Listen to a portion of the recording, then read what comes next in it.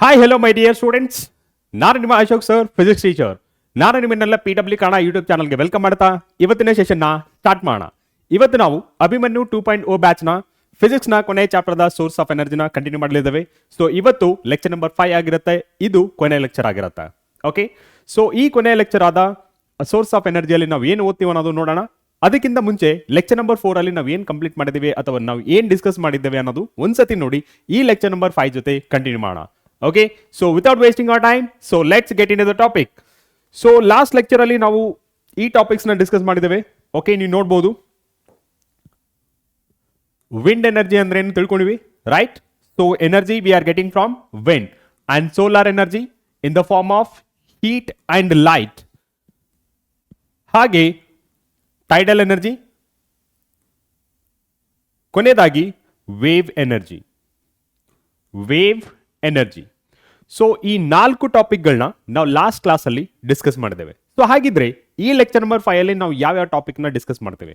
So ನಮಗೆ ಎರಡು topic ಉಳಿದಿರೋದು. That is first one ocean thermal energy. Okay, last one that is a nuclear energy. So ಈ 2 topic ನ complete ಮಾಡಿದ್ರೆ ನಮ್ಮ ಎಂಟೈರ್ ಚಾಪ್ಟರ್ ಕಂಪ್ಲೀಟ್ ಆದಂಗೆ, ಇದರ ಜೊತೆ ನಮ್ಮ ಎಂಟೈರ್ ಫಿಸಿಕ್ಸ್ ಸಿಲೆಬಸ್ ಕಂಪ್ಲೀಟ್ ಆದಂಗೆ. ಓಕೆ, ಸೊ ಆ 2 ಟಾಪಿಕ್ಸ್ ಯಾವ್ದಾವ್ದಂತಂದ್ರೆ ಆಲ್ರೆಡಿ ಹೇಳಿದಾಗೆ ಓಷನ್ ಎನರ್ಜಿ. ಸೊ ಜನರಲಿ ನಾವು ಓಷನ್ ಥರ್ಮಲ್ ಎನರ್ಜಿ ಅಂತ ಕರಿತೀವಿ. ಓಕೆ, ಹಾಗೆ ನ್ಯೂಕ್ಲಿಯರ್ ಎನರ್ಜಿ. ಈ 2 ಟಾಪಿಕ್ಸ್ನ ಈ ವಿಡಿಯೋದಲ್ಲಿ ಡಿಸ್ಕಸ್ ಮಾಡಲಿದ್ದೇವೆ. ಸೊ ಮೊದಲಿಗೆ ಓಷನ್ ಎನರ್ಜಿ ಅಂದ್ರೆ ಏನು ತಿಳ್ಕೊಳ್ಳೋಣ. ಓಕೆ, ಸೊ ಓಷನ್ ಸಮುದ್ರ. ಓಕೆ, ಸೊ ಸಿ ಸಮುದ್ರ, ಓಷನ್ ಸಾಗರ ಅಂತ ಹೇಳ್ತೀವಿ. ಈ 2ಕ್ಕೆ ಡಿಫ್ರೆನ್ಸ್ ಏನಂತಂದ್ರೆ ಸಮುದ್ರ ಅಂತಂದ್ರೆ nothing but sea. Okay, so ಇಲ್ಲಿ ಕಂಪೇರ್ ಟು ಓಷನ್ ಅಂದ್ರೆ ಸಾಗರಕ್ಕೆ ಕಂಪೇರ್ ಮಾಡಿದ್ರೆ ಸಾಗರ ಸರ್ಫೇಸ್ ಏರಿಯಾ ಏನಿರುತ್ತಲ್ಲ, ಓಷನ್ ಸರ್ಫೇಸ್ ಏರಿಯಾ ಲಾರ್ಜ್ ಆಗಿರುತ್ತೆ compare to sea. Okay, this is the small difference between sea and ocean. ನಾವು ಹೇಳ್ತಾ ಇರೋದು ಓಷನ್ ಎನರ್ಜಿ ಅಂತ. ಹಾಗೇತಂದ್ರೆ ಯೂಸಿಂಗ್ ಅಂದ್ರೆ ವಿತ್ ರೆಸ್ಪೆಕ್ಟ್ ಟು ಓಷನ್ ನಾವು ಯಾವ ತರ ಎನರ್ಜಿನ ಜನರೇಟ್ ಮಾಡ್ತೀವಿ, ಅದನ್ನ ನಾವು ಹೇಗೆ ಯುಟಿಲೈಸ್ ಮಾಡ್ಕೋತೀವಿ ಅನ್ನೋದು ಈ ವಿಡಿಯೋದಲ್ಲಿ ನೀವು ತಿಳ್ಕೊಂತೀರಾ. ಓಕೆ, ಸೊ ಮೊದಲಿಗೆ ನೋಡೋದಾದ್ರೆ ಓಷನ್ ಅಂತಂದ್ರೆ ಹೇಳಿದ್ದಾರೆ a very large area of sea is called ocean. ಎಲ್ಲಿ ನೋಡಿ, large area of sea is called ocean. ಸಾಗರ ಮತ್ತೆ ಸಮುದ್ರ. ಸಾಗರ ಅಂತಂದ್ರೆ ಸಮುದ್ರನೇ, but large surface area compare to sea. Okay, ಹಾಗೆ the water at the surface of the sea or ocean is heated by the sun, while the water in deeper sections is relatively cold. This difference in temperature exploited to be obtained energy in ocean thermal energy conversion plants. ಏನಿದ್ರ ಅರ್ಥ?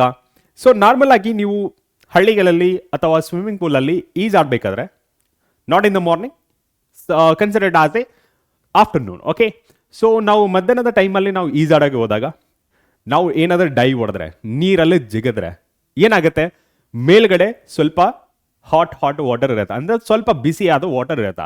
Okay, ಅದೇ ನೀವು ಈಜಾಡ್ತಾ ಒಳಗೋದ್ರೆ dye ಹೊಡೆದ್ರೆ, direct ಆಗಿ ಆ ನೀರೊಳಗಡೆ dye ಹೊಡೆದ್ರೆ ಏನಾಗುತ್ತೆ, ನೀವು ತಣ್ಣಗೆ ಫೀಲ್ ಆಗ್ತೀರಾ. ಇದರ ಅರ್ಥ ಏನು? ಸೊ ಯಾವುದೇ ಒಂದು ವಾಟರ್ನ ತಗೊಂಡ್ರೆ ಅಥವಾ ವಾಟರ್ ಬಾಡಿನ ತಗೊಂಡ್ರೆ ಟಾಪ್ ಅಲ್ಲಿ ಏನಾಗಿರುತ್ತೆ, ಸೂರ್ಯನ ಬೆಳಕು ಬೀಳೋದ್ರಿಂದ ಅಥವಾ ಸೂರ್ಯನಿಂದ ಬರುವಂತಹ ಹೀಟ್ ಏನಿದೆಯಲ್ಲ, ಆ ಮೇಲ್ಗಡೆ ಇರೋ ಸರ್ಫೇಸ್ನ ಅಂದ್ರೆ ಆ ಸರ್ಫೇಸ್ ಏನಿದೆಯಲ್ಲ ವಾಟರ್ದು, ಅದು ಬಿಸಿ ಆಗಿರುತ್ತೆ. ಬಟ್ ಏನಾಗುತ್ತೆ, ಕೆಳಗಡೆ ಇರೋ ವಾಟರ್ಗೆ ಅಲ್ಲಿ ಹೀಟ್ ಹೋಗಲ್ಲ, ಲೈಟ್ ಜಾಸ್ತಿ ಹೋಗಲ್ಲ. ಅದರಿಂದ ಕೆಳಗಡೆ ಇರೋ ನೀರಿಗೆ ಯಾವುದೇ ತರ ಹೀಟ್ ಪ್ರೊವೈಡ್ ಆಗದೆ ಇರೋ ಕಾರಣಕ್ಕೆ ಇಲ್ಲಿ ವಾಟರ್ ಏನಾಗಿರುತ್ತೆ, ತಣ್ಣಗಿರುತ್ತೆ. ಸೊ ಮೇಲ್ಗಡೆ ಟೆಂಪರೇಚರ್ ಜಾಸ್ತಿ ಇದೆ, ಕೆಳಗಡೆ ಟೆಂಪರೇಚರ್ ಕಮ್ಮಿ ಇದೆ, ಹಾಟ್ ಅಂಡ್ ಕೋಲ್ಡ್. ಸೊ ಈ ಟೆಂಪರೇಚರ್ ಏನಿದೆಯಲ್ಲ, ಡಿಫರೆನ್ಸ್ ಇನ್ ಟೆಂಪರೇಚರ್ ಅಂತ ಕರಿತೀವಿ, ಹಾಟ್ ಅಂಡ್ ಕೋಲ್ಡ್. ಈ ಡಿಫರೆನ್ಸ್ ಇನ್ ಟೆಂಪರೇಚರ್ನ ಯೂಸ್ ಮಾಡಿಕೊಂಡು ಓಷನ್ ಥರ್ಮಲ್ ಎನರ್ಜಿ ಕನ್ವರ್ಷನ್ ಪ್ಲಾಂಟ್ನಲ್ಲಿ ಈ ಓಷನ್ ಥರ್ಮಲ್ ಎನರ್ಜಿನ ನಮ್ಮ ಯೂಸ್ಫುಲ್ ಎನರ್ಜಿ ಅಂದರೆ ನಾವು ಜನರಲ್ ಆಗಿ ಹೇಳೋದು ಎಲೆಕ್ಟ್ರಿಸಿಟಿ ಅಂತ. ಸೊ ಈ ಓಷನ್ ಎನರ್ಜಿನ ಓಷನ್ ಥರ್ಮಲ್ ಎನರ್ಜಿ ಅಂತ ಕರಿತೀವಿ. ಯಾಕೆ ಥರ್ಮಲ್ ಎನರ್ಜಿ ಅಂತ ಕರಿತೀವಿ ಅಂದ್ರೆ ಟಾಪ್ ಅಲ್ಲಿ ಟೆಂಪರೇಚರ್ ಜಾಸ್ತಿ ಇದೆ ಡ್ಯೂ ಟು ಸೋಲಾರ್ ರೇಡಿಯೇಷನ್, ಕೆಳಗಡೆ ಟೆಂಪರೇಚರ್ ಕಮ್ಮಿ ಇದೆ ಯಾಕೆಂದ್ರೆ ಅಲ್ಲಿ ಸೋಲಾರ್ ರೇಡಿಯೇಷನ್ ರೀಚ್ ಆಗಲ್ಲ ಅಥವಾ ಕಮ್ಮಿ ರೀಚ್ ಆಗುತ್ತೆ. So due to this temperature difference in temperature ನಾವು ಯೂಸ್ ಮಾಡಿಕೊಂಡು ಎಲ್ಲಿ the ocean thermal energy conversion plants ಅಲ್ಲಿ ಇದನ್ನ ಎಲೆಕ್ಟ್ರಿಸಿಟಿ ಆಗಿ ಕನ್ವರ್ಟ್ ಮಾಡ್ತೀವಿ. ಓಕೆ, ಸೊ ನೆಕ್ಸ್ಟ್ ನೋಡೋದಾದ್ರೆ the ocean thermal energy can be converted into usable form of energy like electricity. ನಮಗೆ ಫಸ್ಟ್ಗೆ ಕನ್ವರ್ಟ್ ಮಾಡೋದೇ ಎಲೆಕ್ಟ್ರಿಕಲ್ ಎನರ್ಜಿ ಆಗಿ. ಓಕೆ, ಎಲೆಕ್ಟ್ರಿಕಲ್ ಎನರ್ಜಿ ಆಗಿ. ಸೊ ಈ ಎಲೆಕ್ಟ್ರಿಕಲ್ ಎನರ್ಜಿಯಿಂದ ನಾವು ಡಿಫ್ರೆಂಟ್ ಯೂಸ್ಫುಲ್ ಫಾರ್ಮ್ ಆಫ್ ಎನರ್ಜಿಗೆ ಕನ್ವರ್ಟ್ ಮಾಡ್ಕೋಬಹುದು. ಯಾವ ತರ ಎಲೆಕ್ಟ್ರಿಸಿಟಿ ಯೂಸ್ ಮಾಡ್ಕೊಂಡ್ರೆ ಜಸ್ಟ್ ಬಟನ್ ಒತ್ತಿದ್ರೆ ಸಾಕು ಫ್ಯಾನ್ ಆನ್ ಆಗುತ್ತೆ, ರೈಟ್? ಸೊ ಜಸ್ಟ್ ಬಟನ್ ಒತ್ತಿದ್ರೆ ಸಾಕು ಗ್ರೈಂಡರ್ ವರ್ಕ್ ಆಗುತ್ತೆ, ಜಸ್ಟ್ ಬಟನ್ ಒತ್ತಿದ್ರೆ ಸಾಕು ಫ್ರಿಡ್ಜ್ ವರ್ಕ್ ಆಗುತ್ತೆ. ಸೊ ಈ ತರ ಯೂಸ್ಫುಲ್ ಫಾರ್ಮ್ ಆಫ್ ಎನರ್ಜಿಗೆ ಕನ್ವರ್ಟ್ ಮಾಡ್ಕೋಬಹುದು. ಎಲ್ಲಿಂದ? ಎಲೆಕ್ಟ್ರಿಸಿಟಿಯಿಂದ. ಸೊ ಫಸ್ಟ್ ಓಷನ್ ಥರ್ಮಲ್ ಎನರ್ಜಿನ ಎಲೆಕ್ಟ್ರಿಕಲ್ ಎನರ್ಜಿ ಆಗಿ ಕನ್ವರ್ಟ್ ಮಾಡ್ಕೊಂಡು ಆಮೇಲೆ ನಮಗೆ ಯೂಸ್ಫುಲ್ ಎನರ್ಜೀಸ್ ಫಾರ್ಮ್ಗೆ ಕನ್ವರ್ಟ್ ಮಾಡ್ಕೋಬಹುದು. Okay, so this is all about ocean thermal energy. Okay, so in the small sentence ಅಲ್ಲಿ ಎಕ್ಸ್ಪ್ಲೇನ್ ಮಾಡಬೇಕಾದ್ರೆ OT ಅಂತ ಕರೀತಾರೆ, ocean thermal energy, right? So ಹಾಗಿದಂದ್ರೆ ಇದರ ಅಡ್ವಾಂಟೇಜಸ್ ಮತ್ತೆ ಡಿಸ್ಅಡ್ವಾಂಟೇಜಸ್ ಅಂತ ಏನು ಇಲ್ಲ, ಅಡ್ವಾಂಟೇಜಸ್ ಇದೆ. ಯಾಕೆ ಅಂತಂದ್ರೆ ಇಲ್ಲಿ ಅಡ್ವಾಂಟೇಜಸ್ ತಿಳ್ಕೊಂಡ್ರೆ ನಿಮಗೆ ಡಿಸ್ಅಡ್ವಾಂಟೇಜ್ ಆಟೋಮೆಟಿಕ್ ಗೊತ್ತಾಗುತ್ತೆ. ಓಕೆ, ಸೊ ಇಲ್ಲಿ ನಾವು ನೋಡೋದಾದ್ರೆ advantages of ocean thermal energy. First point ಏನಿದೆ, a great advantage of the ocean thermal energy is that it can be used continuously 24 hours a day throughout the year. ಹೇಗೆ? So day ಅಲ್ಲಿ ಏನಾಗುತ್ತೆ, surface ಏನಿರುತ್ತಲ್ಲ water surface ಬಿಸಿ ಆಗುತ್ತೆ due to solar radiation, right? So ಕೆಳಗಡೆ as it is ತಂಪಾಗಿರುತ್ತೆ. So ಈ solar radiation day ಕಳೆದಂಗೆಲ್ಲ so solar radiation intensity ಏನಾಗುತ್ತೆ, ಜನರಲಿ ಕಮ್ಮಿ ಆಗುತ್ತೆ. ಅವಾಗ ಏನಾಗುತ್ತೆ, ಟೆಂಪರೇಚರ್ ರಿಡ್ಯೂಸ್ ಆಗುತ್ತೆ. ಇದು ಏನಾಗುತ್ತೆ ಅಂದ್ರೆ ಡಿಫ್ರೆನ್ಸ್ ಇನ್ ಟೆಂಪರೇಚರ್ ಅಂದ್ರೆ ಕನ್ಸಿಡರ್ ಮಾಡ್ಕೋಬಹುದು. ಸೊ ಅದರಿಂದ ನಾವು ಈ ಎನರ್ಜಿನ 24/7 ಅಂದ್ರೆ ಥ್ರೂಔಟ್ ಇಯರ್ನ ಯೂಸ್ ಮಾಡ್ಕೋಬಹುದು. First advantage. ನೆಕ್ಸ್ಟ್ ನೋಡೋದಾದ್ರೆ another advantage is that ocean thermal energy is renewable source of energy and does not emit any pollution. So ಇಲ್ಲಿ ಈ ಓಷನ್ ಥರ್ಮಲ್ ಎನರ್ಜಿ ಏನಿದೆಯಲ್ಲ ರಿನ್ಯೂಯಬಲ್ ಸೋರ್ಸ್ ಆಫ್ ಎನರ್ಜಿ ಅಂತ ಕರಿತೀವಿ. ಯಾಕೆ? ನಮ್ಮ ಭೂಮಿಯಲ್ಲಿ ಇರುವ ನೀರು ಯಾವತ್ತೂ ಖಾಲಿ ಆಗಲ್ಲ. ಓಕೆ, ಓಷನ್ ಸಾಗರ ಬತ್ತೋಗುತ್ತಾ? ಸಮುದ್ರ ಬತ್ತೋಗ್ಬೋದು, ಬಟ್ ಸಾಗರ ಇಲ್ಲ. ಸೊ ಇಲ್ಲಿ ಜನರಲಿ ಸಮುದ್ರನೂ ಬತ್ತೋಗಲ್ಲ. ಸೊ ಈ ಕಾರಣದಿಂದನೇ ನಾವು ಈ ಓಷನ್ ಥರ್ಮಲ್ ಎನರ್ಜಿನ ನಾವು ರಿನ್ಯೂಯಬಲ್ ಸೋರ್ಸ್ ಆಫ್ ಎನರ್ಜಿ ಅಂತ ಕರಿಬಹುದು. ಯಾಕೆಂದ್ರೆ ನೀವು ಎಷ್ಟು ಬೇಕು ಡೇ ಅಲ್ಲಿ, ವೀಕ್ ಅಲ್ಲಿ, ಮಂತ್ ಅಲ್ಲಿ ಅಥವಾ ಥ್ರೂಔಟ್ ಇಯರ್ ಅಲ್ಲಿ ನೀವು ಎಷ್ಟೇ ಥರ್ಮಲ್ ಎನರ್ಜಿನ ಎಲೆಕ್ಟ್ರಿಕಲ್ ಎನರ್ಜಿ ಆಗಿ ಕನ್ವರ್ಟ್ ಮಾಡಿದ್ರೆ ಅಂದ್ರೆ ಓಷನ್ ಥರ್ಮಲ್ ಎನರ್ಜಿನ ಎಲೆಕ್ಟ್ರಿಕಲ್ ಎನರ್ಜಿ ಆಗಿ ಕನ್ವರ್ಟ್ ಮಾಡಿದ್ರು ಅಲ್ಲಿ ಯಾವುದೇ ತರ ಡಿಫ್ರೆನ್ಸ್ ಕಾಣಿಸಲ್ಲ. ಅಂದ್ರೆ ವಾಟರ್ ಕಮ್ಮಿ ಆಗೋದು ಅಥವಾ ಏನೋ ಯಾವುದೇ ಚೇಂಜಸ್ ಕಾಣಿಸಲ್ಲ. ಅಂದ್ರೆ ಲಾಸ್ ಆಫ್ ಎನರ್ಜಿ ಆಗೋದು ಆಗಲಿ, ಓಕೆ, ಯಾವುದಾದ್ರೂ ಫುಲ್ ಸಡನ್ ಆಗಿ ಈ ವಾಟರ್ ಲೆವೆಲ್ ಎಲ್ಲ ಕಮ್ಮಿ ಆಗೋದು ಆಗಲ್ಲ. ಓಕೆ, ಗ್ಲೋಬಲ್ ವಾರ್ಮಿಂಗ್ ಇಂದ ಇವಾಗ ಕಮ್ಮಿ ಆಗ್ತದೆ. ಓಕೆ, ಐಸ್ ಕರ್ಗೋಗ್ತಿದೆ, ಅದರಿಂದ ಲೆವೆಲ್ ಏನಾಗ್ತಿದೆ, ವಾಟರ್ ಲೆವೆಲ್, ಸೀ ಲೆವೆಲ್ ಅಥವಾ ಓಷನ್ ಲೆವೆಲ್ ಇನ್ಕ್ರೀಸ್ ಆಗ್ತದೆ. ಅದೇ ರೀತಿ ಆವಿಯಾಗಿ ಏನಾಗುತ್ತೆ, ಆವಿ ಅಂದ್ರೆ ಗೊತ್ತಲ್ಲ, ಲಿಕ್ವಿಡ್ ಕನ್ವರ್ಟಿಂಗ್ ಇಂಟು ವೇಪರ್, ಅದರಿಂದ ಸ್ವಲ್ಪ ಚೇಂಜಸ್ ನೋಡ್ಬೋದು. ಬಟ್ ನಾವು ಅಲ್ಟಿಮೇಟ್ಲಿ ನಾವು ಓವರ್ ವ್ಯೂ ನೋಡಿದ್ರೆ ನಾವು ಯಾವುದೇ ಕಾರಣಕ್ಕೂ ವಾಟರ್ನ ಕಂಪ್ಲೀಟ್ ಆಗಿ ಅಥವಾ ಸಡನ್ ಆಗಿ ಖಾಲಿ ಮಾಡೋಕ್ಕಾಗಲ್ಲ. ಸೊ ಅದರಿಂದ ನಾವು ಇದನ್ನ ರಿನ್ಯೂಯಬಲ್ ಸೋರ್ಸ್ ಆಫ್ ಎನರ್ಜಿ ಅಂತಾನು ಕರಿಬಹುದು. ಹಾಗೆ ಈ ಕನ್ವರ್ಷನ್ ಆಫ್ ಎನರ್ಜಿಯಲ್ಲಿ ಯಾವ್ದ್ರಿಂದ ಓಷನ್ ಥರ್ಮಲ್ ಎನರ್ಜಿಯಿಂದ ಎಲೆಕ್ಟ್ರಿಕಲ್ ಎನರ್ಜಿಗೆ ಕನ್ವರ್ಟ್ ಮಾಡಬೇಕಾದ್ರೆ ಯಾವುದೇ ತರ ಪೊಲ್ಯೂಷನ್ ಉಂಟಾಗಲ್ಲ, ಅಂದ್ರೆ ಮಾಲಿನ್ಯ ಉಂಟಾಗಲ್ಲ. ಇದನ್ನೇ ನಾವು advantage of ocean thermal energy ಅಂತಾನು ಹೇಳ್ಬೋದು, right? So you can note down these 2 points, very important points ಅಂತ. ಓಕೆ, ನೆಕ್ಸ್ಟ್ ಬರೋದೆ nuclear energy. So this is the last topic. ಈ ನ್ಯೂಕ್ಲಿಯರ್ ಎನರ್ಜಿಯಲ್ಲಿ ನಮಗೆ 2 ಸಬ್ ಟಾಪಿಕ್ ಬರುತ್ತೆ. ದಟ್ ಈಸ್ ನ್ಯೂಕ್ಲಿಯರ್ ಫಿಷನ್ ಮತ್ತೆ nuclear fusion ಅಂತ. ಫಿಷನ್ ಮತ್ತೆ fusion ಅದು ಏನನ್ನೋದು ಸ್ಟೆಪ್ ಬೈ ಸ್ಟೆಪ್ ನೋಡೋಣ. ಫಸ್ಟ್ಗೆ ಎನರ್ಜಿ ಅಂದ್ರೆ ನಮ್ಗೆ ಗೊತ್ತು, it is the capacity do work ಅಂತ. ಇಲ್ಲಿ ನ್ಯೂಕ್ಲಿಯರ್ ಎನರ್ಜಿ ಅಂದ್ರೆ ಏನು? ನೀವು ಪ್ರೀವಿಯಸ್ ಕ್ಲಾಸ್ ನೋಡ್ತಿದ್ರೆ ನಿಮ್ಗೆ ಗೊತ್ತಾಗ್ತಿತ್ತು. First thermal energy power plant ಅಂತ ನೋಡಿದ್ವಿ, ಥರ್ಮಲ್ ಪವರ್ ಪ್ಲಾಂಟ್ ಅಂತ. ಅಲ್ಲಿ ಏನಾಗುತ್ತೆ, heat energy is converting into electrical energy. Hydro power plant, ಇಲ್ಲಿ ಹೈಡ್ರೋ ಅಂದ್ರೆ ವಾಟರ್, ಫ್ಲೋಯಿಂಗ್ ವಾಟರ್ ಅಂದ್ರೆ mechanical energy converting into electrical energy.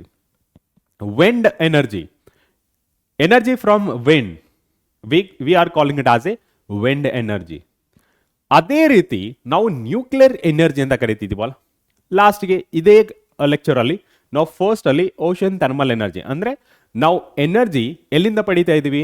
Ocean. So ಅದರಿಂದ ಓಷನ್ ಥರ್ಮಲ್ ಎನರ್ಜಿ ಅಂತ ಕರಿತಿದ್ವಿ due to difference in temperature. ಅದೇ ರೀತಿ ನಾವು ನ್ಯೂಕ್ಲಿಯರ್ ಎನರ್ಜಿ ಅಂತ ಕರೀತಿದ್ರೆ ಇಲ್ಲಿ ನ್ಯೂಕ್ಲಿಯರ್ ಅನ್ನೋದೇನು? ನಮ್ಗೆ ಎನರ್ಜಿ ಆಲ್ರೆಡಿ ಗೊತ್ತು, ಬಟ್ ವಾಟ್ ಅಬೌಟ್ ನ್ಯೂಕ್ಲಿಯರ್? ನಾವೇನಾದ್ರೂ ಆಟಮ್ನ ಕನ್ಸಿಡರ್ ಮಾಡ್ಕೊಂಡ್ರೆ, ಓಕೆ, ಜನರಲಿ ಕ್ಲೌಡ್ ಅಲ್ಲಿ ನೋಡಿದ್ರೆ ಈ ತರ ಕಾಣಿಸುತ್ತೆ. ಓಕೆ, ಈ ತರ ಜಸ್ಟ್ ಬ್ಲರ್ ಬ್ಲರ್ ಕಾಣಿಸುತ್ತೆ. ಸೊ ಇಲ್ಲಿ ನೀವು ನೋಡ್ಬೋದು ಈ ವೈಟ್ ಕಲರ್ ಅಲ್ಲಿ ಏನ್ ಕಾಣಿಸ್ತಿದೆಯಲ್ಲ ಅದು ನ್ಯೂಟ್ರಾನ್. ಆಮೇಲೆ ಇಲ್ಲಿ ಆರೆಂಜ್ ಕಲರ್ ಕಾಣಿಸ್ತಿದೆಯಲ್ಲ ಅದು ಪ್ರೋಟಾನ್. ನೋ ಆರ್ಬಿಟಲ್ಸ್ ಅಥವಾ ಆರ್ಬಿಟ್ಸ್ ಪ್ರಕಾರ ನೋಡಿದ್ರೆ, okay, K shell, M shell, L shell, N shell ಅಂತ ಇದೆಯಲ್ಲ ಅದ್ರ ಪ್ರಕಾರ ನೋಡಿದ್ರೆ ನೀವು ನೋಡ್ಬೋದು ಇಲ್ಲಿ ನ್ಯೂಟ್ರಾನ್ ಮತ್ತೆ ಪ್ರೋಟಾನ್ ಇದೆ. ಪ್ರೋಟಾನ್ ಅಲ್ಲಿ ಯಾವ ಕಲರ್? ಆರೆಂಜ್. ಇಲ್ಲಿ ಆ ಬೂದಿ ಬಣ್ಣದಲ್ಲಿ ಕಾಣಿಸ್ತಿದೆಯಲ್ಲ ಅದು ನ್ಯೂಟ್ರಾನ್. ಆಮೇಲೆ ಇಲ್ಲಿ ಬ್ಲೂ ಕಲರ್ ಅಲ್ಲಿ ಕಾಣಿಸ್ತಿದೆ ಅದು ಎಲೆಕ್ಟ್ರಾನ್. ಸೊ ಜನರಲಿ ನಾವು ಆಟಮ್ನ ಈ ತರ ಪ್ರೆಸೆಂಟ್ ಮಾಡ್ತೀವಿ. ಓಕೆ, ಸೊ ಇಲ್ಲಿ ಏನಿದೆಯಲ್ಲ ಪ್ರೋಟಾನ್ ಮತ್ತೆ ನ್ಯೂಟ್ರಾನ್ ಏನಿದೆಯಲ್ಲ ಇದನ್ನ ಎಂಟೈರ್ ಆಗಿ ನಾವು ಆಟಮ್ ಅಂತ ಕರಿತೀವಿ. ಸೆಂಟರ್ ಆಫ್ ಆಟಮ್ ಅಂದ್ರೆ ಸರ್ಕಲ್.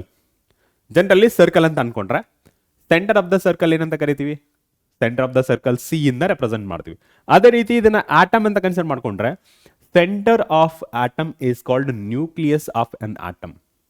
ಈ ನ್ಯೂಕ್ಲಿಯಸ್ ಅಲ್ಲಿ ನಾವು ಬೇಸಿಕ್ ಡಿಟೇಲ್ಸ್ ಆಫ್ ಆಟಮ್ ಬಗ್ಗೆ ಮಾತಾಡಿದ್ರೆ ಸೆಂಟರ್ ಆಫ್ ದ ಆಟಮ್ ಅನ್ನ ನಾವು ನ್ಯೂಕ್ಲಿಯಸ್ ಅಂತ ಕರಿತೀವಿ. ಆ ನ್ಯೂಕ್ಲಿಯಸ್ ಅಲ್ಲಿ ನಮಗೆ ಎರಡು ಪಾರ್ಟಿಕಲ್ಸ್ ಕಾಣ್ತದೆ, ಸಬ್ ಅಟೋಮಿಕ್ ಪಾರ್ಟಿಕಲ್ಸ್ ಅಂತ ಕರಿತೀವಿ. Atom is made up of 3 sub atomic particles ಅಂತ ಹೇಳ್ತೀವಿ.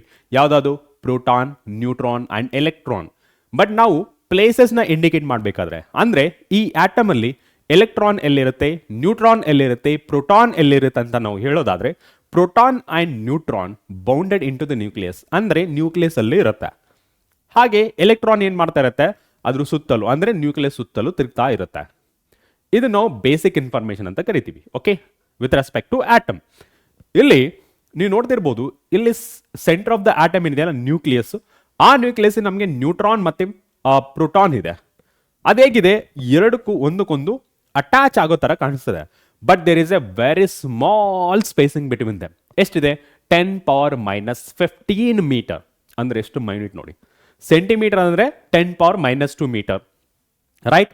ಮಿಲಿ ಅಂದ್ರೆ 10⁻⁻3 ಮೀಟರ್, ಮೈಕ್ರೋ ಅಂದ್ರೆ 10⁻⁻6 ಮೀಟರ್, ನ್ಯಾನೋ ಅಂದ್ರೆ 10⁻⁻9 ಮೀಟರ್, ರೈಟ್?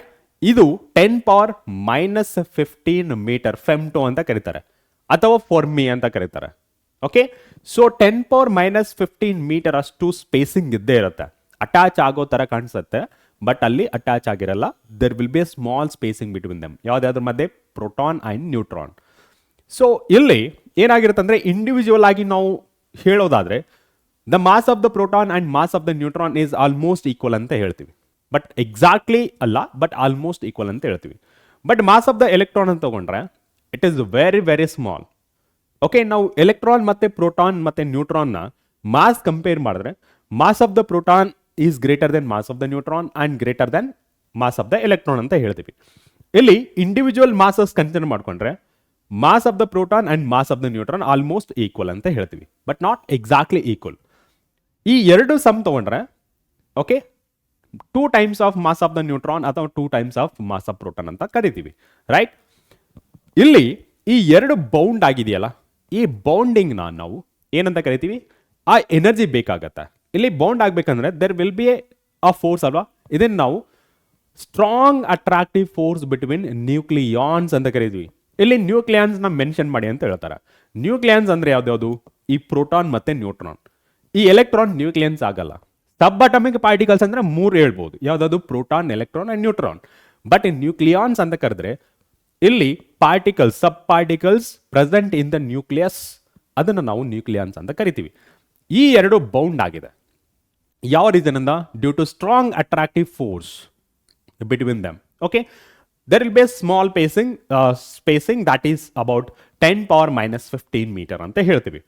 ಇಲ್ಲಿ ಬೌಂಡ್ ಆಗ್ಬೇಕಾದ್ರೆ ಫೋರ್ಸ್ ಎಕ್ಸಿಸ್ಟ್ ಆಗ್ತಲ್ಲ, ಆ ಫೋರ್ಸ್ ಏನಾಗುತ್ತೆ? ಜನರಲಿ ನಾವು ವರ್ಕ್ ಡನ್ ಡಿಫೈನ್ ಮಾಡ್ಬೇಕಾದ್ರೆ work is equal to force into displacement ಅಂತ ಹೇಳ್ತೀವಿ. Displacement nothing but spacing between them. And ಅಂದ್ರೆ ಇಲ್ಲಿ ಫೋರ್ಸ್ನು ಆಕ್ಟ್ ಆಗ್ತಿದೆ ಅಂದ್ರೆ the product of force and displacement nothing but spacing. ಇಲ್ಲಿ ಈ product of force and displacement nothing but spacing ಅಂತ ಹೇಳಿದ್ರೆ there is a work done. ಏನು ಟು ಬೌಂಡ್ ದ ನ್ಯೂಕ್ಲಿಯಾನ್ಸ್ ಅಂತ. ಅಲ್ಲಿ ವರ್ಕ್ ಆಗ್ತದೆ. ಈ work nothing but work is directly proportional to the energy. ಈ ಎನರ್ಜಿ ಎಲ್ಲಿಂದ ಬರುತ್ತೆ? ಈ ಎರಡು ನ್ಯೂಕ್ಲಿಯಾನ್ಸ್ನ ಬೌಂಡ್ ಮಾಡಕ್ಕೆ ಎಲ್ಲಿಂದ ಎನರ್ಜಿ ಬರುತ್ತೆ? ಫಸ್ಟ್ ಆಫ್ ಆಲ್, ಈ ಎನರ್ಜಿನ ನಾವು ಏನಂತ ಕರಿತೀವಿ? ನಾವು ಜನರಲಿ ಬೈಂಡಿಂಗ್ ಎನರ್ಜಿ ಅಂತ ಕರಿತೀವಿ, ರೈಟ್?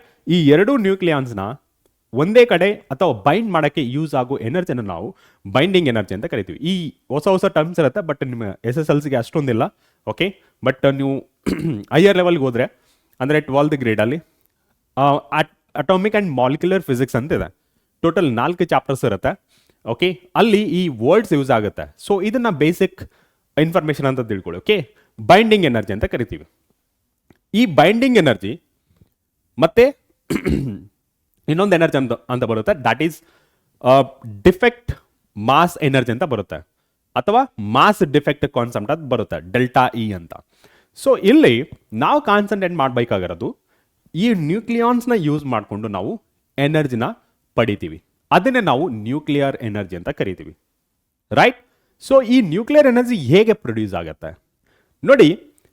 ನಾವು individual masses of proton and neutron ತಗೊಂಡಾಗ ಆ ಎರಡು ಸಮ್ ತಗೊಂತೀವಿ. ನಾವು ಎಷ್ಟು ಬರುತ್ತೆ? 2 times of mass of the proton or mass of the neutron ಅಂತ ಕನ್ಸಿಡರ್ ಮಾಡ್ತೀವಿ. ಹಾಗೆ ನಾವು ಮಾಸ್ ಆಫ್ ದ ನ್ಯೂಕ್ಲಿಯಸ್ ಅಂತ ಕನ್ಸಿಡರ್ ಮಾಡಿದಾಗ, mass of the nucleus, not mass of the atom, mass of the nucleus ಅಂತ ಕನ್ಸಿಡರ್ ಮಾಡಿದಾಗ mass of the nucleus is always less than mass of the nucleus ಅಂತ ಹೇಳ್ತೀವಿ. ಯಾಕೆ mass of the nucleus is always less than mass of the nucleons ಅಂತ ಯಾಕೆ ಹೇಳ್ತೀವಿ ನೋಡಿ. ನಿಮ್ಗೊಂದು mass of the nucleus is always less than mass of the nucleons. ಯಾಕೆ? ಈ ಮಾಸ್ ಆಫ್ ದ ನ್ಯೂಕ್ಲಿಯಾನ್ಸ್ ಅಂದ್ರೇನು? Mass of the proton, mass of the neutron. ಈ ಎರಡು ಇಂಡಿವಿಜುವಲ್ ಆಗಿ ತಗೊಂಡು ಸಮ್ನ ತಗೊಂಡ್ರೆ 2 times of proton and neutron ಬರುತ್ತೆ. ಈ ಮಾಸ್ ಆಫ್ ದ ನ್ಯೂಕ್ಲಿಯಸ್ ಯಾಕೆ ಕಮ್ಮಿ ಇರುತ್ತೆ ಅಂದ್ರೆ, ನ್ಯೂಕ್ಲಿಯಸ್ ಅಲ್ಲಿ ಈ ಎರಡನ್ನ ಫಾರ್ಮ್ ಮಾಡ್ಬೇಕಂದ್ರೆ, to form a nucleus that is a bound ಅಂತ ಹೇಳ್ಬೋದು, ಅಥವಾ binding of these two nucleons ಅಂತ ಹೇಳ್ಬೋದು. ಏನಾಗುತ್ತೆ? ಈ ಬೌಂಡ್ ಮಾಡಕ್ಕೆ ಅಥವಾ ಬೈಂಡ್ ಮಾಡಕ್ಕೆ ಎನರ್ಜಿ ಬೇಕಾಗತ್ತೆ. ಆ ಎನರ್ಜಿ ಬೇಕಾದಾಗ ಇಲ್ಲಿ mass is converting into energy. ಯಾವ್ದ್ರದ್ದು? ಈ ನ್ಯೂಕ್ಲಿಯಾನ್ಸ್, ಯಾವ್ದಾದ್ರು ಪ್ರೋಟಾನ್ ಮತ್ತೆ ನ್ಯೂಟ್ರಾನ್. ಅಲ್ಲಿ ಮಾಸ್ ಏನಾಗುತ್ತೆ? ಕಮ್ಮಿ ಆಗತ್ತೆ, okay? So mass of the proton and mass of the neutron ಕಮ್ಮಿ ಆಗುತ್ತೆ. ಯಾಕೆ ಕಮ್ಮಿ ಆಗುತ್ತೆ ಅಂದ್ರೆ, mass is converting into energy. ಆ ಎನರ್ಜಿ ಏನಾಗುತ್ತೆ? Use to bind the 2 nucleons, okay? ಇಲ್ಲಿ ಪ್ರೋಟಾನ್ ಮತ್ತೆ ನ್ಯೂಟ್ರಾನ್ನ ಬೌಂಡ್ ಮಾಡಕ್ಕೆ ಆ ಎನರ್ಜಿ ಯೂಸ್ ಆಗುತ್ತೆ. ಸೊ ಅದರಿಂದ mass of the nucleus is less than mass of the nucleons ಅಂತ ಹೇಳ್ತೀವಿ, ರೈಟ್?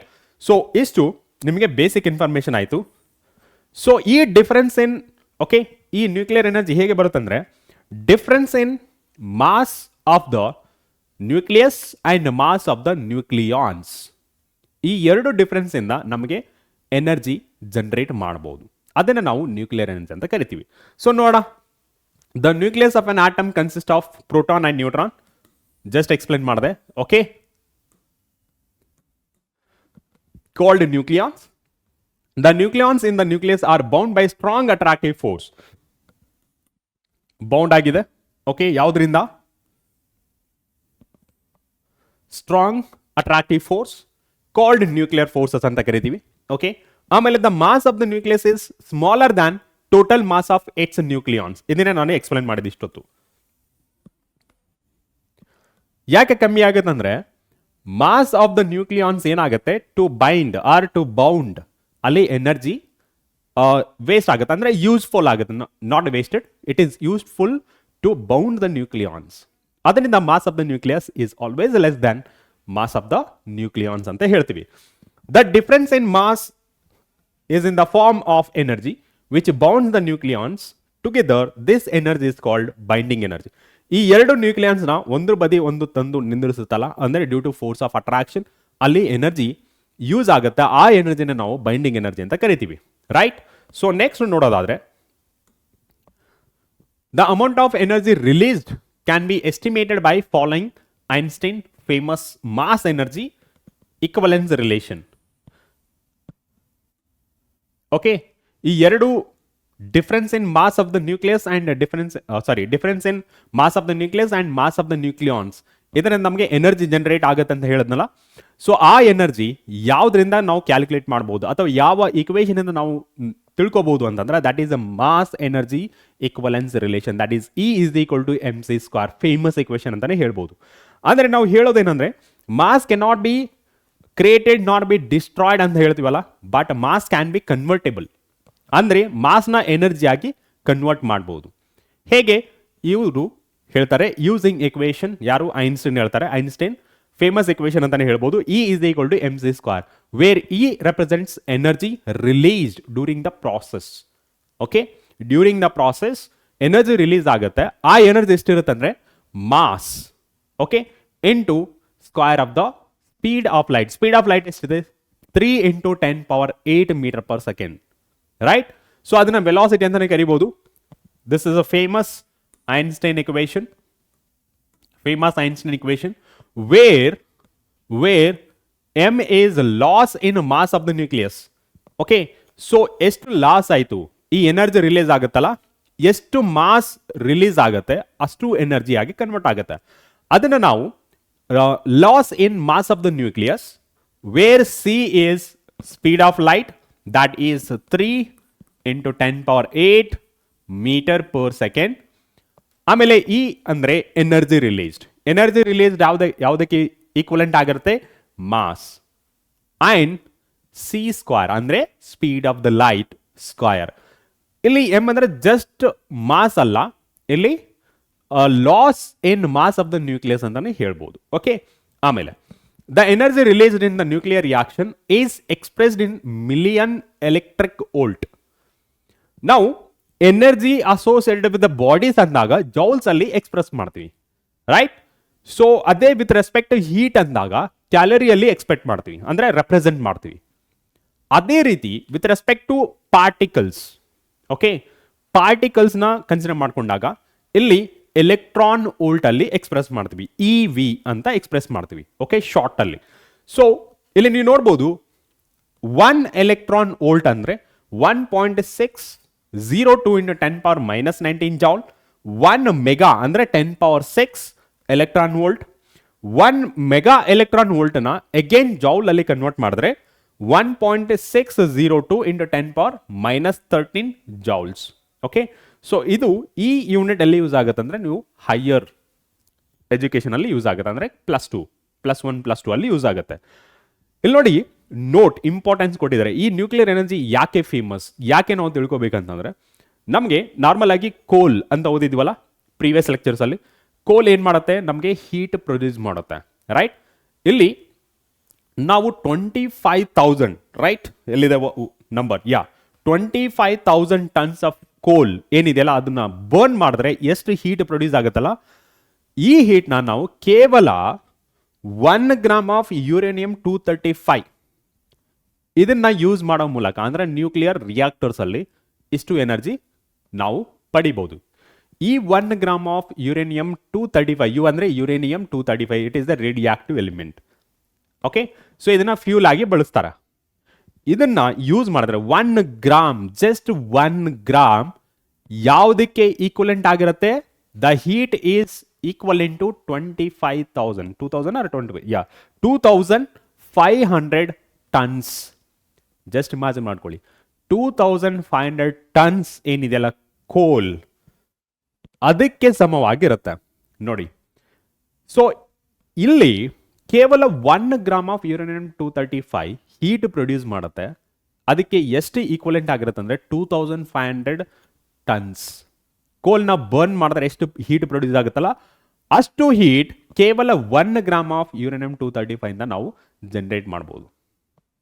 ಎಷ್ಟು ಪವರ್ಫುಲ್ ಅಂತ ಇಲ್ಲೇ ಗೊತ್ತಾಗುತ್ತೆ ನಮಗೆ, ರೈಟ್? ಹಾಗಿದ್ದಂದ್ರೆ ಇಲ್ಲಿ ನ್ಯೂಕ್ಲಿಯರ್ ಎನರ್ಜಿ ಯಾವ ತರ ಪಡೀಬಹುದು? There are 2 types of nuclear energy. ನಾವು 2 ರೀತಿಯಲ್ಲಿ ಪಡ್ಕೋಬಹುದು. ಒಂದು ನ್ಯೂಕ್ಲಿಯರ್ ಫಿಷನ್, ಇನ್ನೊಂದು ನ್ಯೂಕ್ಲಿಯರ್ ಫ್ಯೂಷನ್. ಇವು ನ್ಯೂಕ್ಲಿಯರ್ ಫಿಷನ್ ಮತ್ತೆ ನ್ಯೂಕ್ಲಿಯರ್ ಫ್ಯೂಷನ್ ಅಂತಂದ್ರೆ ಏನು? ಫಸ್ಟ್ ಆಫ್ ಆಲ್ ಇಲ್ಲಿ ನೋಡ್ಬೋದು, ಈ ನ್ಯೂಕ್ಲಿಯರ್ ಎನರ್ಜಿನ ನಾವು ಯಾವ ತರ ಪಡಿಬಹುದು ಅಂದ್ರೆ using nuclear reactors. Okay, using nuclear reactors. ಆ ನ್ಯೂಕ್ಲಿಯರ್ ರಿಯಾಕ್ಟರ್ಸ್ ಯೂಸ್ ಮಾಡಿಕೊಂಡು, ಯಾಕೆ ನ್ಯೂಕ್ಲಿಯರ್ ರಿಯಾಕ್ಟರ್ಸ್ ಯೂಸ್ ಮಾಡಬೇಕು ಅಂತಂದ್ರೆ, ದಿಸ್ ನ್ಯೂಕ್ಲಿಯರ್ ಪ್ರಾಸೆಸ್ ಏನಿದೆಯಲ್ಲ ಇಲ್ಲಿ ಫಿಷನ್ ಮತ್ತೆ ಫ್ಯೂಷನ್ ಅಂತ ಬರುತ್ತೆ. ಫಿಷನ್ ಅಂತಂದ್ರೆ ಮೀನಿಂಗ್ ಹೇಳುತ್ತೆ ನಿಮಗೆ ಸ್ಪ್ಲಿಟ್ಟಿಂಗ್ ಅಥವಾ ಸಪರೇಟ್ ಅಂತ ಹೇಳ್ಬೋದು. ಫ್ಯೂಷನ್ ಅಂದ್ರೆ ಒಗ್ಗೂಡಿಸು ಅಂತಂದ್ರೆ ಒಂದಾಗು, ರೈಟ್. ಸೊ ಇಲ್ಲಿ ಈ ಫಿಷನ್ ಮತ್ತೆ ಫ್ಯೂಷನ್ ಆಗೋ ಟೈಮಲ್ಲಿ ರಿಯಾಕ್ಷನ್ಸ್ ಹೇಗಿರುತ್ತಂದ್ರೆ ಅನ್ಕಂಟ್ರೋಲ್ಡ್ ಆಗಿರುತ್ತೆ. ಅದನ್ನ ಕಂಟ್ರೋಲ್ಡ್ ರಿಯಾಕ್ಷನ್ ಅಲ್ಲಿ ಮಾಡ್ಬೇಕಂದ್ರೆ ನಮಗೆ ಪರ್ಟಿಕ್ಯುಲರ್ ರಿಯಾಕ್ಟರ್ಸ್ ಬೇಕಾಗುತ್ತೆ. ಅದನ್ನ ನಾವು ನ್ಯೂಕ್ಲಿಯರ್ ರಿಯಾಕ್ಟರ್ಸ್ ಅಂತ ಕರಿತೀವಿ. Reactors nothing but a machine ಅಥವಾ ಡಿವೈಸ್ ಅಂತ ಹೇಳ್ಬೋದು. ಓಕೆ, ಈ ಅನ್ಕಂಟ್ರೋಲ್ಡ್ ರಿಯಾಕ್ಷನ್ಸ್ನ ಕಂಟ್ರೋಲ್ಡ್ ರಿಯಾಕ್ಷನ್ ಆಗಿ ಕನ್ವರ್ಟ್ ಮಾಡಿ ಅದನ್ನು ನಾವು ಕನ್ಸ್ಟ್ರಕ್ಟಿವ್ ವರ್ಕ್ಗೆ ಯೂಸ್ ಮಾಡಬೇಕು, right. There are two possibility.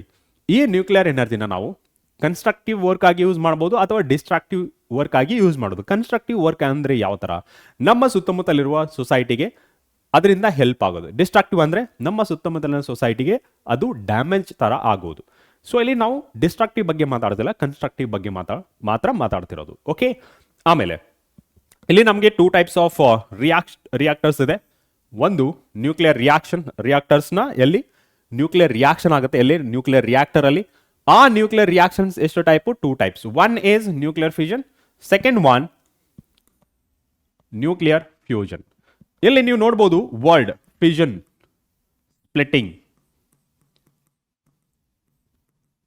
Splitting ಅಥವಾ ಸಪರೇಟ್,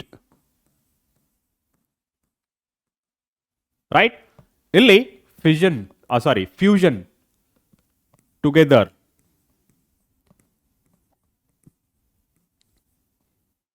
ಅಥವಾ ಫ್ಯೂಸ್ ಅಂದ್ರೆ ಒಂದ್ ಮಾಡು, ಟುಗೆದರ್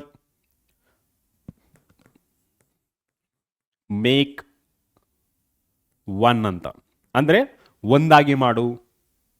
ಓಕೆ, ಇಲ್ಲಿ ನಾವು ನ್ಯೂಕ್ಲಿಯಸ್ ಬಗ್ಗೆ ಮಾತಾಡ್ತಿರೋದು. ಇಲ್ಲೇನರ್ಥ? ನ್ಯೂಕ್ಲಿಯರ್ ಫ್ಯೂಷನ್ ಅಂದ್ರೆ ಈ ಸಿಂಗಲ್ ನ್ಯೂಕ್ಲಿಯಸ್ನ ಸ್ಪ್ಲಿಟ್ ಮಾಡೋದು. ಎಷ್ಟು ಭಾಗ?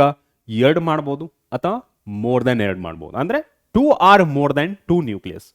ಇಲ್ಲಿ ಹೆವಿ ನ್ಯೂಕ್ಲಿಯಸ್ ಇಲ್ಲಿ ನೋಡಿ, ಇಲ್ಲಿ heavy nucleus is converting into lighter nucleus. Okay, lighter nucleus. But ಇಲ್ಲಿ ಏನಾಗುತ್ತೆ,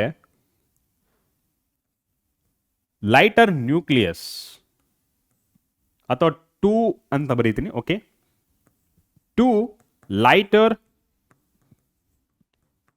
nucleus is converting into heavy nucleus. ಉಲ್ಟಾ ಪ್ರಾಸೆಸ್, ಹೆವಿ ನ್ಯೂಕ್ಲಿಯಸ್. ಓಕೆ, ಸದ್ಯಕ್ಕೆ ಇವಾಗ ನಿಮಗೆ ಕಷ್ಟ ಅನ್ಸ್ಬೋದು. ಓಕೆ, ಬಟ್ ನೀವು ನೆಕ್ಸ್ಟ್ 11th and 12th ಹೋಗ್ತಿರಲ್ಲ, ಆವಾಗ ತುಂಬ ಈಸಿ ಆಗುತ್ತೆ. ಯಾಕೆ ಯೂಸ್ ಆಗುತ್ತೆ? ಇಲ್ಲಿ ನೀವು ಆಲ್ಮೋಸ್ಟ್ ಎಲ್ಲ ಬೇಸಿಕ್ಸ್ನ ತಿಳ್ಕೊಂತಿದ್ದೀರಾ.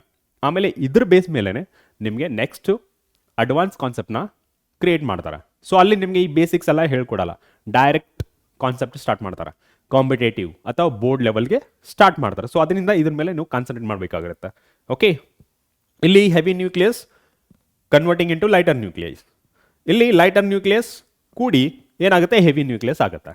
Okay, next reaction, chain reaction. ಇಲ್ಲಿ ನಾರ್ಮಲ್ ಆಗಿ ಟರ್ಮ್ಸ್ ಯೂಸ್ ಮಾಡ್ತೀವಿ. ಚೈನ್ ರಿಯಾಕ್ಷನ್ ಅಂದ್ರೆ ಚೈನ್, ಒಂದಾದ್ಮೇಲೆ ಒಂದು, ಲಿಂಕೇಜ್ ಅಂತ ಹೇಳ್ತೀವಲ್ಲ.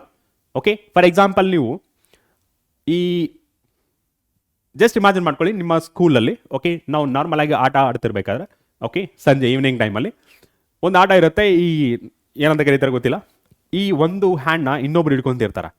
ನನ್ನ ಹ್ಯಾಂಡ್ ಇನ್ನೊಬ್ರು ಹಿಡ್ಕೊಂತಾರೆ, ಇನ್ನೊಬ್ರ ಹ್ಯಾಂಡ್ ಇನ್ನೊಬ್ರು ಹಿಡ್ಕೊಂತಾರೆ. ಇದೇ ಥರ ಸರ್ಕಲ್ ಆಗಿ ಫಾರ್ಮ್ ಆಗ್ತೀವಿ, ರೈಟ್. ಸೊ ಇಲ್ಲಿ ಚೈನ್ ಫಾರ್ಮ್ ಆಯ್ತು ತಾನೆ. ನನ್ನ ಒಂದು ಕೈ ಇನ್ನೊಬ್ರ ಕೈನ ಹಿಡ್ಕೊಂಡಿದೆ, ಅವ್ರ ಇನ್ನೊಬ್ರ ಕೈ ಹಿಡ್ಕೊಂಡಿದೆ. ಇದೇ ಥರ ಕಂಟಿನ್ಯೂಸ್ ಆಗಿದೆ.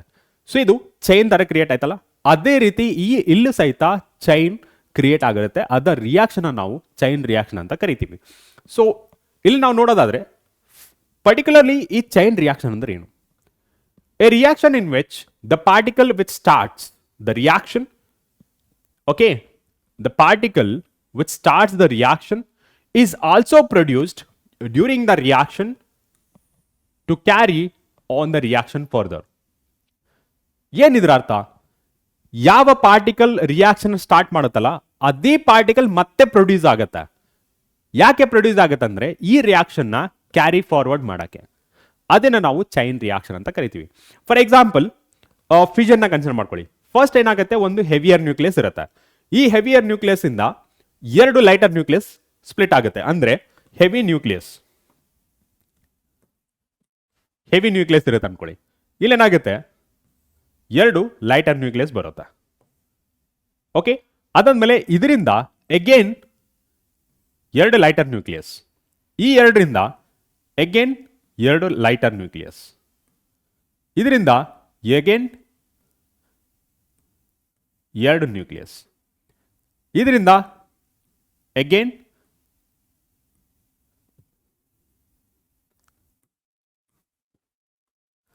Lighter nucleus. ಈ ತರ ಇದಕ್ಕೆ ಎರಡು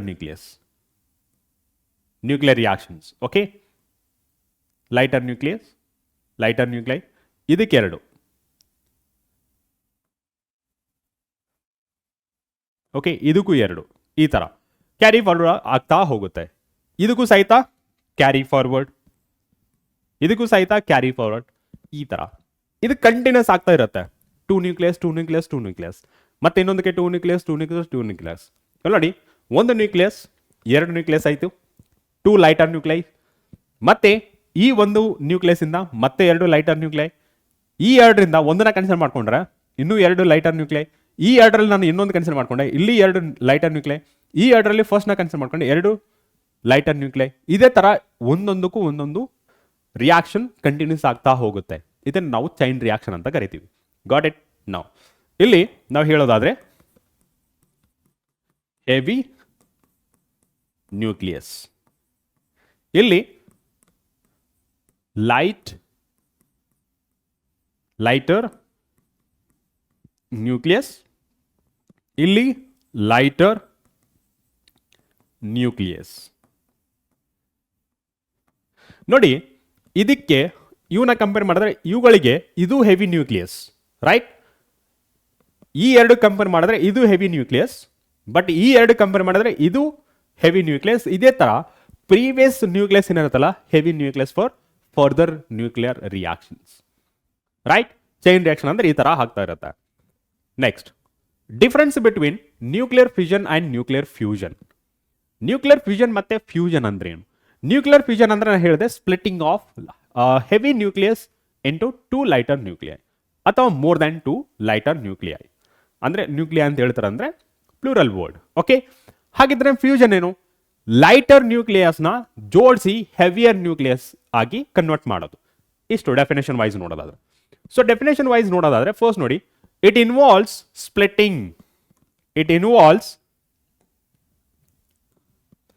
splitting of heavy nucleus into two lighter nuclei, comparable masses along with the release of two or more neutrons. ಇಲ್ಲಿ ರಿಲೀಸ್ ಮಾಡ್ತಾ ಇರುತ್ತೆ, ನ್ಯೂಟ್ರಾನ್ಸ್ ರಿಲೀಸ್ ಮಾಡ್ತಾ ಇರುತ್ತೆ.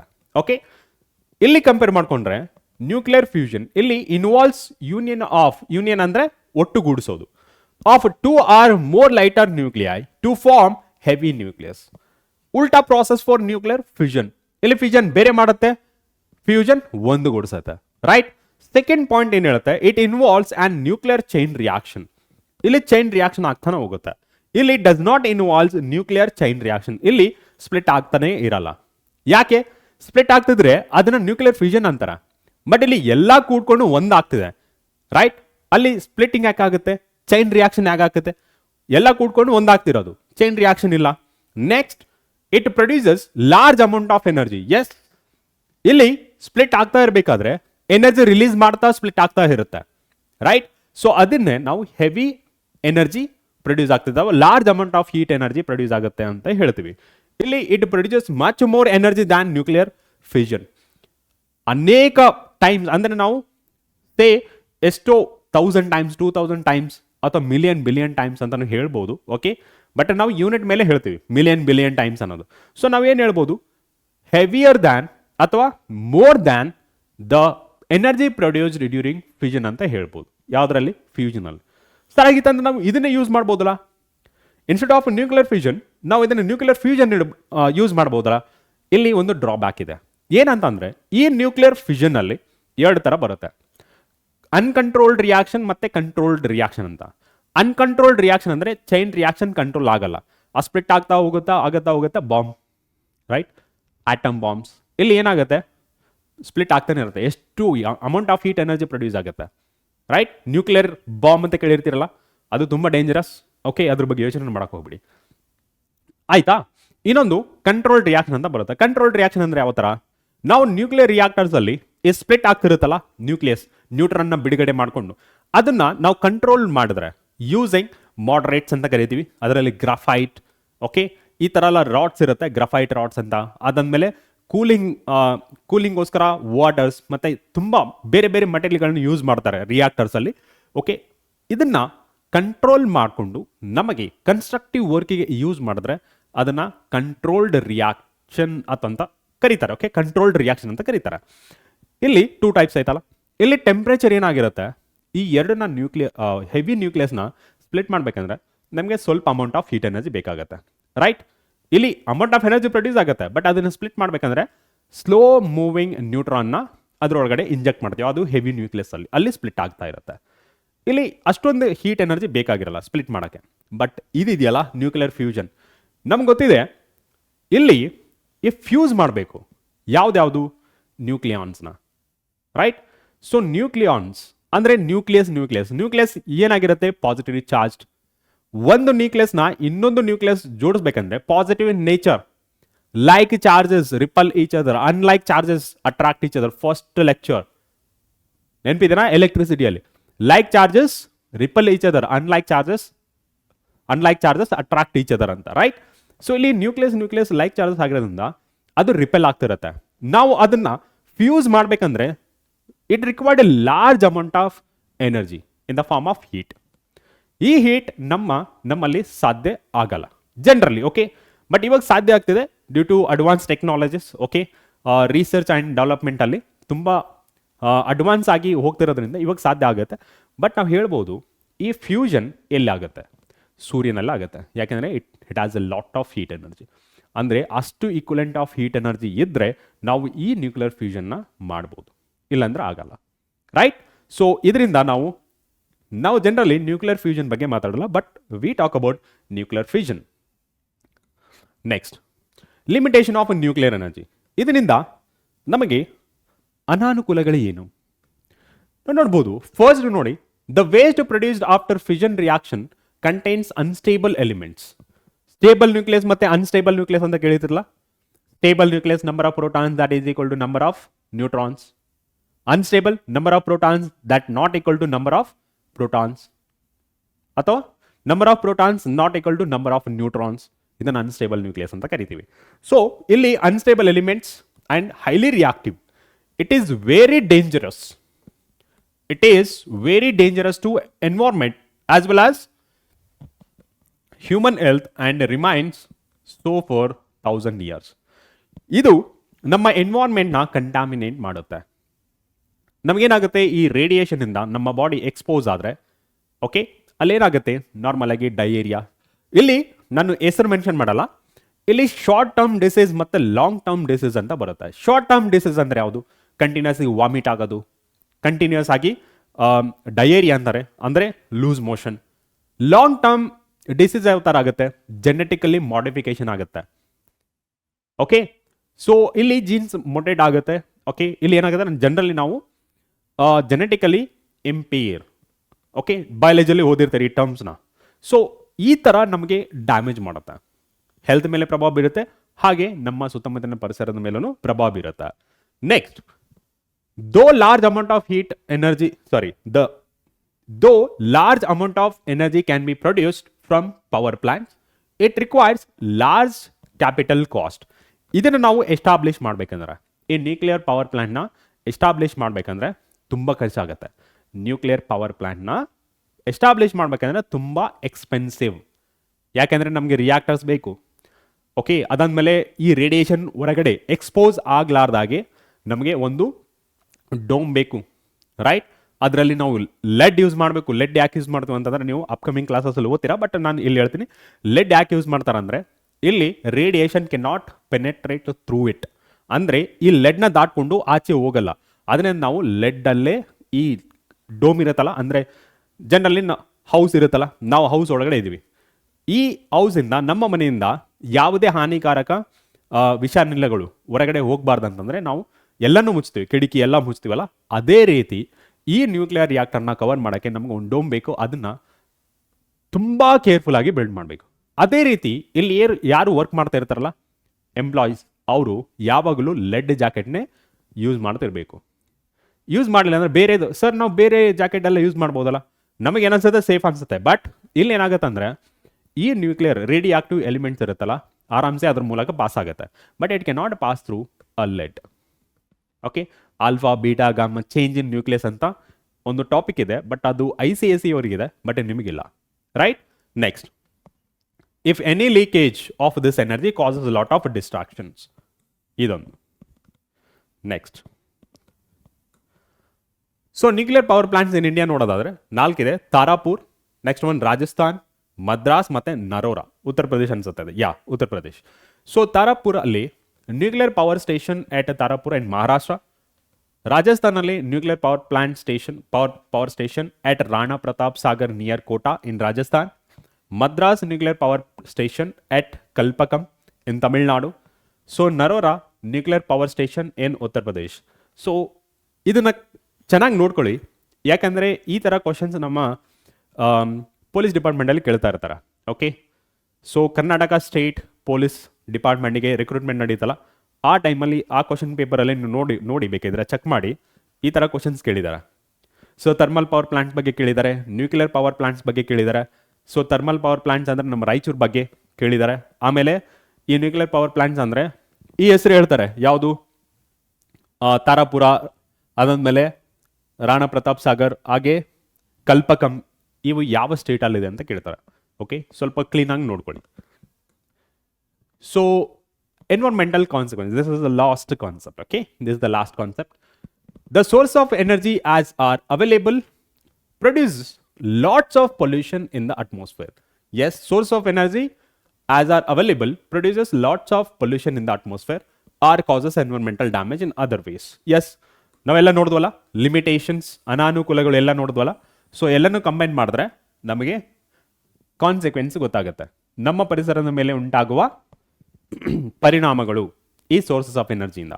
ಸೋರ್ಸ್ ಆಫ್ ಎನರ್ಜಿ ಅಂದರೆ ನಾವು ತುಂಬ ನೋಡಿದ್ವಲ್ಲ, ವಿಂಡ್ ಎನರ್ಜಿಯಿಂದ ಯಾವುದೇ ಎನ್ವೈರ್ಮೆಂಟಲ್ ಡ್ಯಾಮೇಜ್ ಇಲ್ಲ. ಬಟ್ ಥರ್ಮಲ್ ಪವರ್ ಪ್ಲಾಂಟ್ ಎಂದಿದೆ, ನ್ಯೂಕ್ಲಿಯರ್ ಪವರ್ ಪ್ಲಾಂಟ್ ಎಂದಿದೆ. ರೈಟ್, ಸೊ ಅದಾದಮೇಲೆ ತುಂಬ ಸೋರ್ಸ್ ಆಫ್ ಎನರ್ಜಿ ನಮ್ಮ ಪರಿಸರಕ್ಕೆ ಒಂದಿಲ್ಲ ಒಂದು ರೀತಿಯಲ್ಲಿ ಅಪಾಯ ಇದ್ದೇ ಇದೆ. ರೈಟ್, ಸೊ ಇಷ್ಟು ನಿಮ್ಮ entire source of energy. So ಈ ಕ್ಲಾಸಲ್ಲಿ ನಾವು ಏನು ಓದಿದ್ದೀವಿ ಅನ್ನೋದು ನೋಡೋದಾದರೆ ಓಷನ್ ಥರ್ಮಲ್ ಎನರ್ಜಿ ಆಮೇಲೆ ನ್ಯೂಕ್ಲಿಯರ್ ಎನರ್ಜಿ ಬಗ್ಗೆ ಡಿಟೇಲ್ ಆಗಿ ನೋಡಿದ್ದೀವಿ. ರೈಟ್, ಸೊ ಇಷ್ಟು ನಿಮ್ಮ ಎಂಟೈರ್ ಸೋರ್ಸ್ ಆಫ್ ಎನರ್ಜಿ ಆಯಿತು.